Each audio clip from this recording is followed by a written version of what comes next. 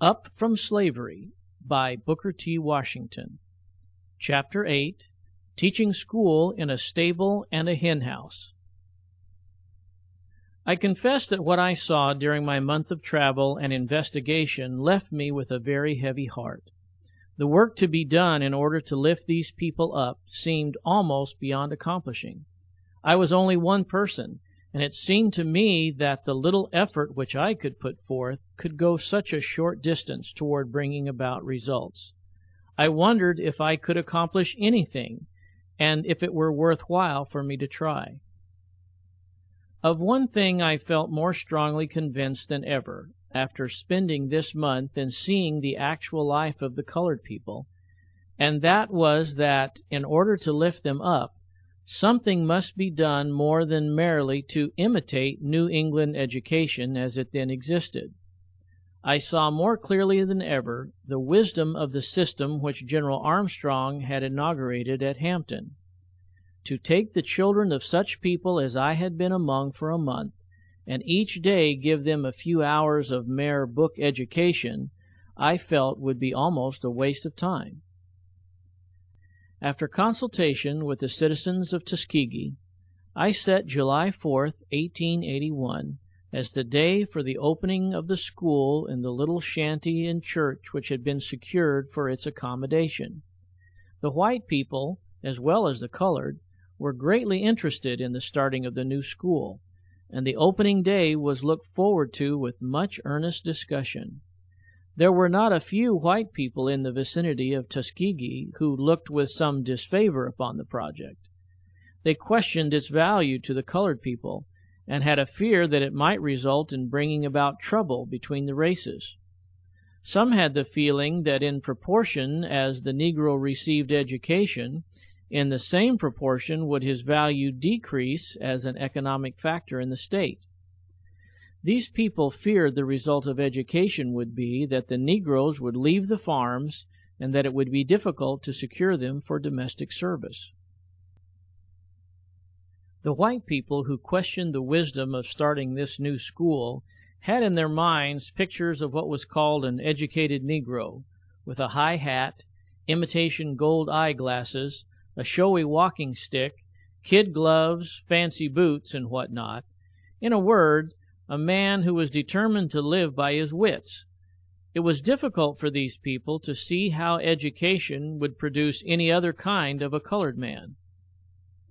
In the midst of all the difficulties which I encountered in getting the little school started, and since then through a period of 19 years, there are two men among all the many friends of the school in Tuskegee upon whom I have depended constantly for advice and guidance, and the success of the undertaking is largely due to these men, from whom I have never sought anything in vain. I mention them simply as types.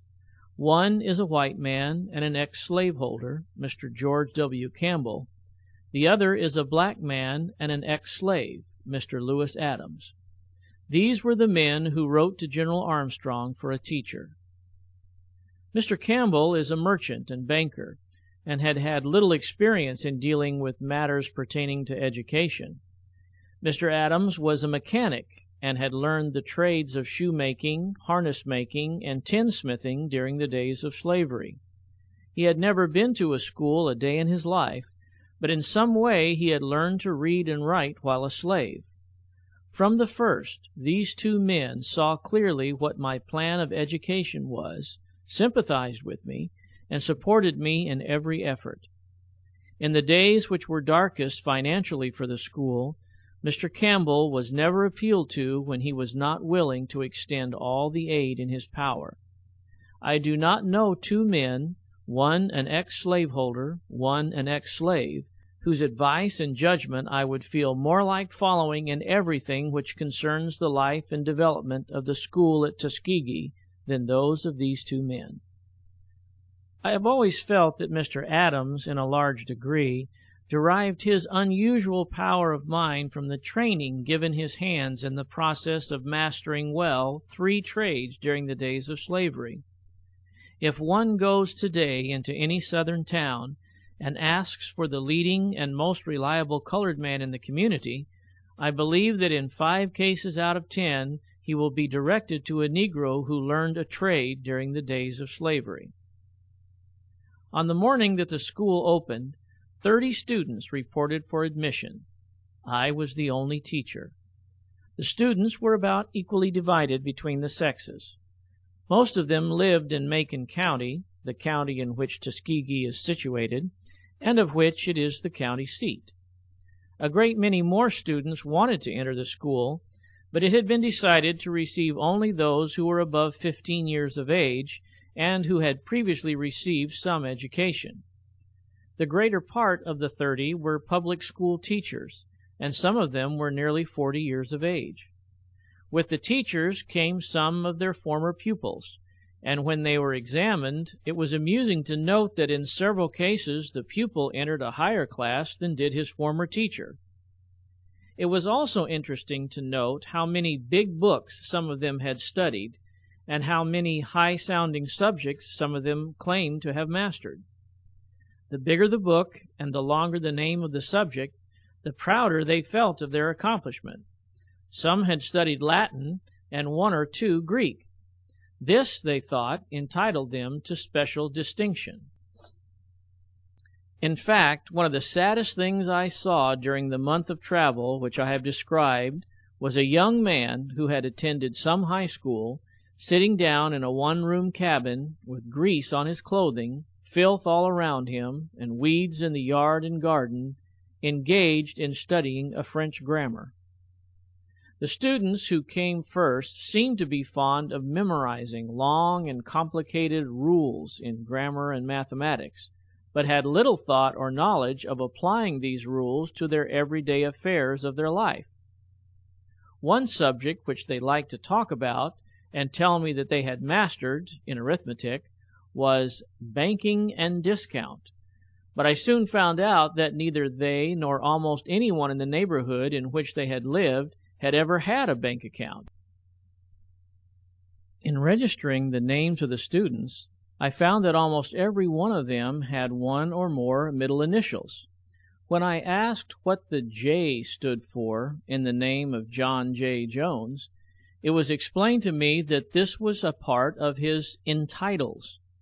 Most of the students wanted to get an education because they thought it would enable them to earn more money as school teachers. Notwithstanding what I have said about them in these respects, I have never seen a more earnest and willing company of young men and women than these students were. They were all willing to learn the right thing as soon as it was shown them what was right. I was determined to start them off on a solid and thorough foundation so far as their books were concerned. I soon learned that most of them had the merest smattering of the high-sounding things that they had studied. While they could locate the desert of Sahara or the capital of China on an artificial globe, I found out that the girls could not locate the proper places for the knives and forks on an actual dinner table, or the places on which the bread and meat should be set. I had to summon a good deal of courage to take a student who had been studying cube root and banking and discount, and explain to him that the wisest thing for him to do first was thoroughly master the multiplication table. The number of pupils increased each week until by the end of the first month there were nearly 50. Many of them, however, said that as they could remain only for 2 or 3 months, they wanted to enter a high class and get a diploma the first year if possible. At the end of the first 6 weeks, a new and rare face entered the school as a co-teacher. This was Miss Olivia A. Davidson, who later became my wife. Miss Davidson was born in Ohio and received her preparatory education in the public schools of that state. When little more than a girl, she heard of the need of teachers in the South. She went to the state of Mississippi and began teaching there. Later, she taught in the city of Memphis. While teaching in Mississippi, one of her pupils became ill with smallpox. Everyone in the community was so frightened that no one would nurse the boy.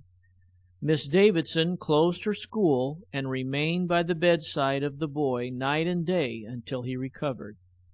While she was at her Ohio home on her vacation, the worst epidemic of yellow fever broke out in Memphis, Tennessee, that perhaps has ever occurred in the South.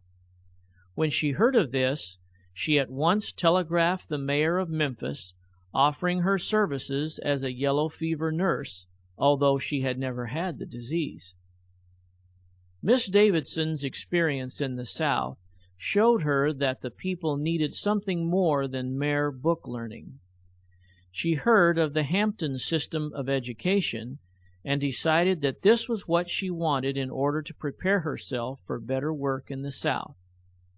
The attention of Mrs. Mary Hemingway of Boston was attracted to her rare ability. Through Mrs. Hemingway's kindness and generosity, Miss Davidson, after graduating at Hampton, received an opportunity to complete a 2 years course of training at the Massachusetts State Normal School at Framingham. Before she went to Framingham, someone suggested to Miss Davidson that since she was so very light in color, she might find it more comfortable not to be known as a colored woman in this school in Massachusetts. She at once replied that under no circumstances and for no considerations would she consent to deceive anyone in regard to her racial identity. Soon after her graduation from the Framingham institution, Miss Davidson came to Tuskegee, bringing into the school many valuable and fresh ideas as to the best methods of teaching, as well as a rare moral character and a life of unselfishness that I think has seldom been equaled. No single individual did more toward laying the foundations of the Tuskegee Institute so as to ensure the successful work that has been done there than Olivia A. Davidson. Miss Davidson and I began consulting as to the future of the school from the first. The students were making progress in learning books and in development of their minds, but it became apparent at once that if we were to make any permanent impression upon those who had come to us for training, we must do something besides teach them mere books. The students had come from homes where they had had no opportunities for lessons which would teach them how to care for their bodies. With few exceptions, the homes in Tuskegee in which the students boarded were but little improvement upon those from which they had come. We wanted to teach the students how to bathe, how to care for their teeth and clothing. We wanted to teach them what to eat and how to eat it properly and how to care for their rooms. Aside from this, we wanted to give them such a practical knowledge of some one industry, together with the spirit of industry, thrift, and economy, that they would be sure of knowing how to make a living after they had left us. We wanted to teach them to study actual things instead of mere books alone. We found that the most of our students came from the country districts, where agriculture in some form or other was the main dependence of the people. We learned that about 85% of the colored people in the Gulf states depended upon agriculture for their living. Since this was true, we wanted to be careful not to educate our students out of sympathy with agricultural life, so that they would be attracted from the country to the cities, and yield to the temptation of trying to live by their wits. We wanted to give them such an education as would fit a large proportion of them to be teachers, and at the same time cause them to return to the plantation districts and show the people there how to put new energy and new ideas into farming, as well as into the intellectual and moral and religious life of the people. All these ideas and needs crowded themselves upon us with a seriousness that seemed well nigh overwhelming. What were we to do? We had only the little old shanty and the abandoned church which the good colored people of the town of Tuskegee had kindly loaned us for the accommodation of the classes. The number of students was increasing daily. The more we saw of them, and the more we traveled through the country districts, the more we saw that our efforts were reaching, to only a partial degree, the actual needs of the people whom we wanted to lift up through the medium of the students whom we should educate and send out as leaders. The more we talked with the students, who were then coming to us from several parts of the state, the more we found that the chief ambition among a large proportion of them was to get an education so that they would not have to work any longer with their hands. This is illustrated by a story told of a colored man in Alabama who one hot day in July, while he was at work in a cotton field, suddenly stopped and, looking toward the skies, said, "Oh Lord, the cotton am so grassy, the work am so hard, and the sun am so hot that I believe this darky am called to preach." About 3 months after the opening of the school, and at the time when we were in the greatest anxiety about our work, there came into market for sale an old and abandoned plantation which was situated about a mile from the town of Tuskegee. The mansion house, or big house as it would have been called, which had been occupied by the owners during slavery, had been burned. After making a careful examination of the place, it seemed to be just the location that we wanted in order to make our work effective and permanent. But how were we to get it? The price asked for it was very little, only $500, but we had no money, and we were strangers in the town and had no credit. The owner of the land agreed to let us occupy the place if we could make a payment of $250 down, with the understanding that the remaining $250 must be paid within a year. Although $500 was cheap for the land, it was a large sum when one did not have any part of it.